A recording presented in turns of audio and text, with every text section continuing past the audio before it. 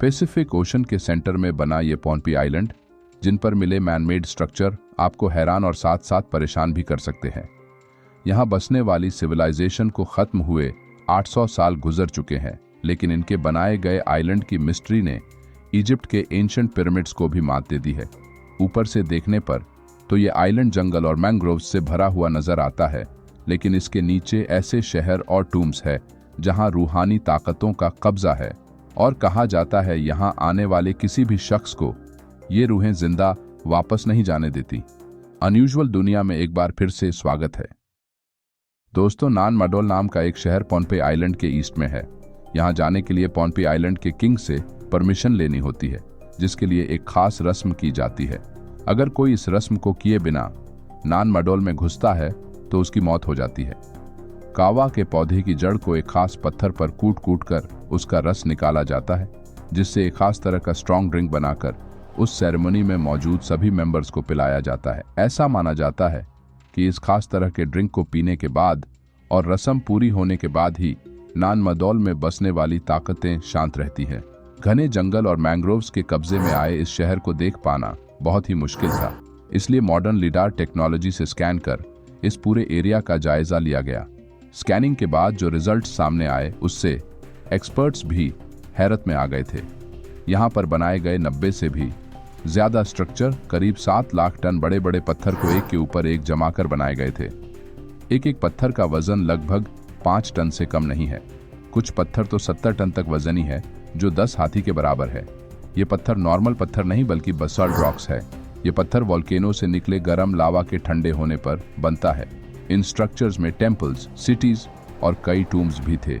यहाँ के एक रिचुअल प्लेस से एक्सपर्ट्स को 800 साल पुराना वो खास पत्थर भी मिला जिस पर कावा का ड्रिंक बनाया जाता था, जिसे सकाउ स्टोन कहते हैं। लेकिन सोचने वाली बात यह है कि नान मडोल का पूरा इलाका घने पेड़, मैंग्रोव्स और कोरल रीफ से सना हुआ है, और इस किस्म के पत्थरों का यहाँ दूर दूर तक नामो निशान भी नहीं है। तो फिर ये पत्थर यहाँ आए कैसे? आज की टेक्नोलॉजीज को यूज करने के बाद भी इतने वजनदार पत्थर के स्लैब्स को एक के ऊपर एक रखकर स्ट्रक्चर्स बनाना बहुत ज्यादा मुश्किल और टाइम कंज्यूमिंग है। तो फिर कैसे 800 साल पहले पानी में इन लाजवाब स्ट्रक्चर्स को तैयार किया गया? समंदर के बीचों बीच लाखों टन पत्थर बिना किसी टेक्नोलॉजी का इस्तेमाल करके आखिर कैसे लाए गए, और क्यों इतनी मेहनत करके ये इम्पॉसिबल काम किया गया? साइंटिस्ट्स को इन आइलैंड्स की मिस्ट्री इजिप्ट के पिरामिड्स और ईस्टर आइलैंड के स्टैच्यूज से भी ज्यादा चैलेंजिंग लगती है, क्योंकि इस जगह का जिक्र इतिहास में कहीं नहीं है। ना ही इस जगह से एक्सपर्ट्स को किसी तरह का एविडेंस मिला है जिसके बेसिस पर यह मिस्ट्री को सॉल्व किया जा सके। यहाँ के रहवासियों का मानना है कि ये काम उनके पूर्वजों की आत्माओं का है, जिन्होंने हवा में पत्थरों को उठाकर जमा दिया, क्योंकि ये नॉर्मल इंसानों के बस की बात नहीं। या तो वो लोग सुपर हीरोज थे जिन्होंने ये कारनामा अंजाम दिया।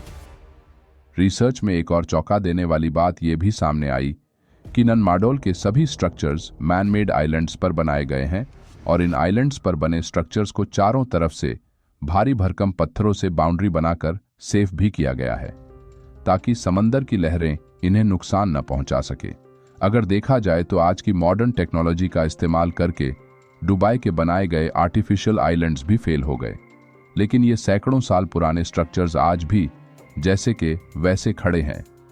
एक रिसर्च में इस मिस्ट्री को कुछ हद तक सॉल्व किया गया और पता लगाया गया कि यहाँ पर बसाल्ट रॉक कहाँ से लाए गए। नान मडोल आइलैंड से 18 माइल्स की दूरी पर एक्सपर्ट्स को बसाल्ट रॉक्स की चट्टानें मिली, जिनमें नान मडोल के बनाए गए स्ट्रक्चर्स के स्टोन स्लैब्स मौजूद थे। इन स्लैब्स को चट्टान से आग लगाकर कार्व किए जाते थे, और इसका अंदाजा उन स्लैब्स पर मौजूद धुएं और राख के निशानों को देखकर लगाया गया।